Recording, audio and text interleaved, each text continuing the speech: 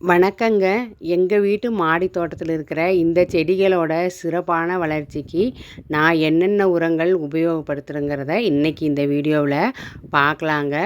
உரங்கள் எல்லாமே இயற்கையான உரங்கள் தாங்க கொடுக்குறோம். எந்த விதத்துலேயும் கெமிக்கல் உரங்கள் கொடுக்கறது இல்லைங்க. வீட்டிலையே இருக்கிற பொருட்களை வச்சு இயற்கையான உரங்கள் தயாரித்து, அதுவும் போக கம்மியான செலவில் ஆர்கானிக் உரங்கள் வெளியில் வாங்கியும் செடிகளுக்கு கொடுத்துட்ருக்குறேங்க. அது இன்றைக்கி எந்தெந்த உரங்கள்னு சொல்லி பார்க்கலாங்க. இது நம்ம சாப்பாடு வடிக்கிற கஞ்சி தாங்க. எங்கள் வீட்டில் நான் சாப்பாடு கஞ்சி வடித்து செய்கிறதுனால அந்த கஞ்சி டெய்லியுமே 1 லிட்டர் அளவுக்கு எனக்கு கிடைக்குங்க. இந்த கஞ்சியை நான் 2 நாள் 3 நாள் புளிக்க வச்சு அது கூட தண்ணி கலந்து செடிகளுக்கு கொடுப்பேங்க. அதுவும் போக இது காய்கறி கழிவு உரங்க. காய்கறி கழிவு உரம் எப்பவுமே எங்கள் வீட்டில் இருந்துக்கிட்டே இருக்குங்க. மாறி மாறி காய்கறி கழிவு உரம் தயாரிச்சுட்டே இருப்பேங்க. ஒரு ட்ரம்மு நிறைஞ்சதுன்னா மீண்டும் அடுத்ததில் காய்கறி கழிவு உரம் இருக்குங்க. இதுக்கு நம்ம செலவே பண்ண வேண்டியது இல்லைங்க. நம்ம அன்றாடம் வீட்டில் வேஸ்ட் ஆகிற காய்கறி கழிவை போட்டு மண்ணை போட்டு புளிச்ச மோர் ஊற்றி கிளறி விட்டாலே போதுங்க, நம்மளுக்கு காய்கறி கழிவு உரம் ரெடி ஆகிரு. இது ஆட்டுச்சாண உரங்க. ஆட்டுச்சாண உரம் எனக்கு இங்கே கொஞ்சம் கிடைக்குங்க. பக்கத்தில் நான் கேட்டு வாங்கிக்குவேன். ஒரு சாக்கு வாங்கி அதை மண்ணோட கலந்து மக்க வச்சு எடுத்து அதையும் நான் செடிகளுக்கு பயன்படுத்துவேங்க. இது ஆட்டுச்சாண உரம் மக்காமல் நம்ம செடிகளுக்கு கொடுக்கக்கூடாதுங்க. எந்த அளவுக்கு பழசாகுதோ அந்த அளவுக்கு தான் இது நல்லா செடிகளுக்கு நல்ல பலன் கொடுக்குங்க. மக்காமல் நம்ம கொடுத்துட்டோம்னா செடிகள் காஞ்சு போகிறதுக்கு வாய்ப்பு இருக்குதுங்க.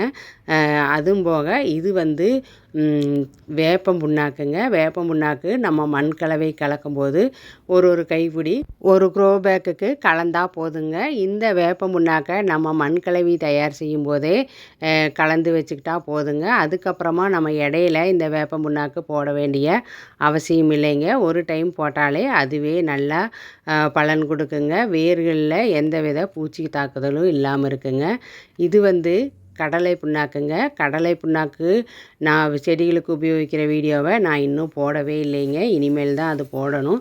இந்த கடலை புண்ணாக்கை நான் அதிக அளவில் உபயோகிக்க மாட்டேங்க. ஒரு சீசனுக்கு ஒரு முறை மட்டும்தான் உபயோகிப்பேன். முதல்ல கட்டி கட்டியாக இருக்கும். இப்போ இந்த வேப்ப புண்ணாக்கு தூளாகவே கிடைக்குதுங்க. இதனுடைய விலை கிலோ 50 ரூபாய்ன்னு நான் வாங்கினேங்க. இது சாம்பல். சாம்பல் இருந்தால் நம்ம மண் கலவை தயாரிக்கும் போதே இதையும் கலந்துக்கலாங்க. சாம்பல் பழைய சாம்பலாக உபயோகிக்கிறது ரொம்ப நல்லதுங்க.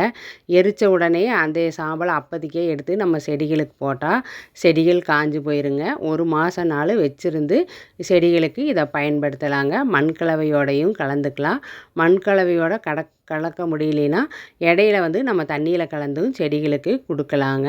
இது புளிச்ச மோர். புளிச்ச மோர் எப்போவுமே எங்கள் வீட்டில் இந்த ஒரு பாட்டிலில் இருந்துகிட்டே இருக்குங்க. தயிர் எப்படி இருந்தாலும் மிச்சமாகிற தயிரில் கொஞ்சம் தண்ணி கலந்து நம்ம நல்லா குலுக்கி விட்டோம்னாவே நம்மளுக்கு மோர் ரெடி ஆகிருங்க.